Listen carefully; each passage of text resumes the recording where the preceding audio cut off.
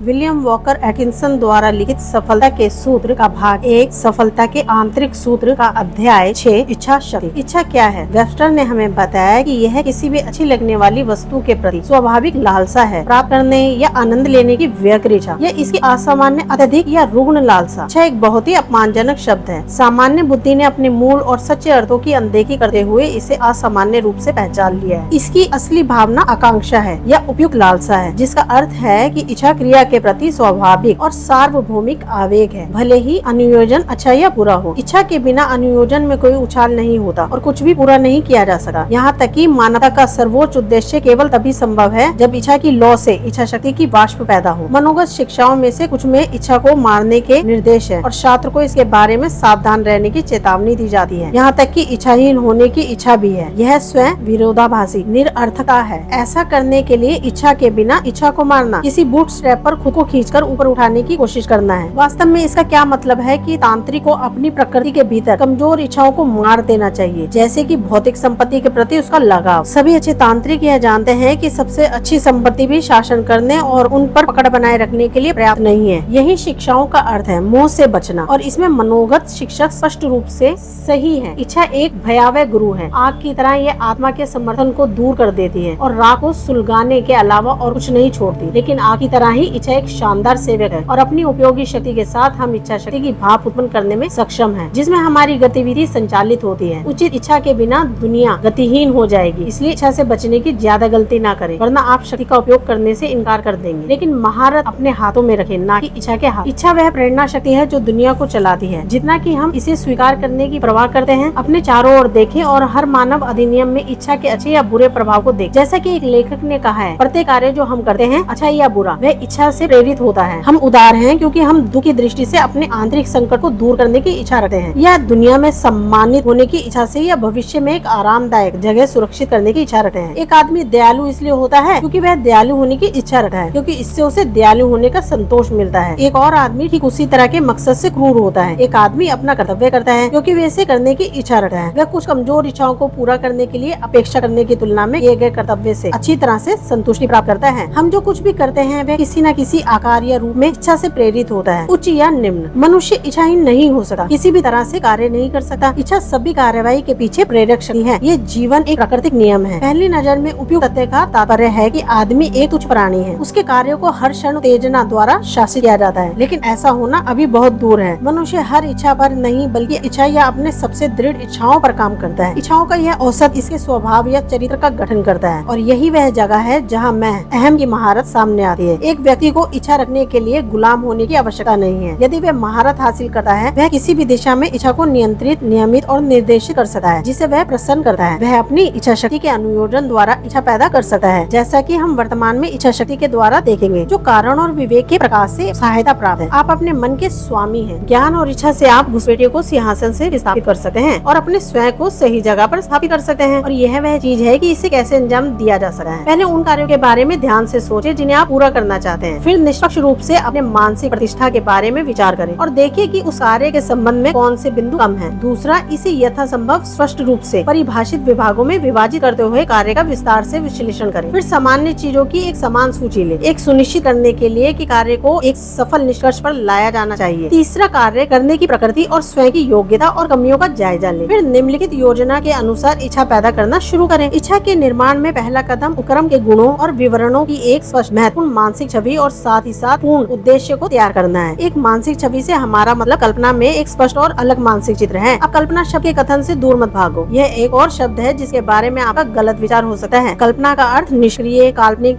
स्वप्न की तुलना में कहीं अधिक है। कल्पना एक वास्तविक चीज है। यह एक सांचा या प्रतिरूप बनाने में सक्षम मन का संकाय है, जिसे प्रशिक्षित इच्छा वास्तुनिष्ठ वास्तविकता में बदल देगी। मनुष्य के हाथों और दिमाग द्वारा ऐसा कुछ भी निर्मित नहीं किया गया है जिसकी कल्पना में पहले इसकी उत्पत्ति नहीं हुई थी। सृजन में कल्पना पहला कदम है और इसलिए यह इच्छा के निर्माण में है। इससे पहले कि आप कोई इच्छा पैदा कर सके, आपके पास एक स्पष्ट मानसिक छवि होनी चाहिए जिसकी आपको इच्छा करने की आवश्यकता है। आप पाएंगे कि मानसिक छवि बनाना आपके द्वारा पहले की अपेक्षा अधिक कठिन है। निराश मत हो, दृढ़ रहें, क्योंकि इसमें बाकी सब चीजों की तरह अभ्यास ही परिपूर्ण बनाता है। हर बार जब आप मानसिक छवि बनाने की कोशिश करते हैं तो यह अधिक स्पष्ट और अधिक अलग होगी, विवरण भी और अधिक विशिष्ट होगा। हमारे पास बाद के अध्याय में मानसिक कल्पना और कल्पना के इस विषय पर और अधिक कहने के लिए होगा। अगला कदम इन मानसिक छवियों पर ध्यान केंद्रित करना है। है। अटेंशन यानी ध्यान शब्द लैटिन शब्द अटेंडर से लिया गया है, जिसका अर्थ है आगे बढ़ना। मूल विचार यह है कि ध्यान में मन को विस्तृत रूप से आगे बढ़ाया जाता है। यदि आप ध्यान की वस्तु की ओर आगे बढ़ने की इच्छा करते हैं, यह मन को संचालित करने का तरीका है। जितना हो सके अपने ध्यान से पहले विचारों को रखें, ताकि मन उन पर एक दृढ़ पकड़ बना ले और उन्हें खुद का हिस्सा बना सके। अब जब आपने अपनी कल्पना और ध्यान का उपयोग करके अपने दिमाग से स्पष्ट रूप से विचार को निर्धारित कर लिया है, तो एक उत्कट इच्छा, लालसा, विचार करने के लिए प्रबल इच्छा की मांग को विकसित करना शुरू करें। यह मांग की आप कार्य के लिए आवश्यक गुणों को विकसित करें। यह मांग की आपकी मानसिक तस्वीरें मूर्त रूप धारण कर ले। दृढ़ता पूर्वक, आत्मविश्वास से और ईमानदारी से इच्छा करें। अपनी मांगों और इच्छाओं के लिए आधे अधूरे मत रहिए, पूरी बात का दावा करें और यह आश्वस्त महसूस करें कि यह कार्यान्वित होगा। इसके बारे में सोचे, इसका सपना देखो और हमेशा इसके लिए ललायित रहो। इस पर पर्याप्त रूप से दृढ़ रहना सीखो।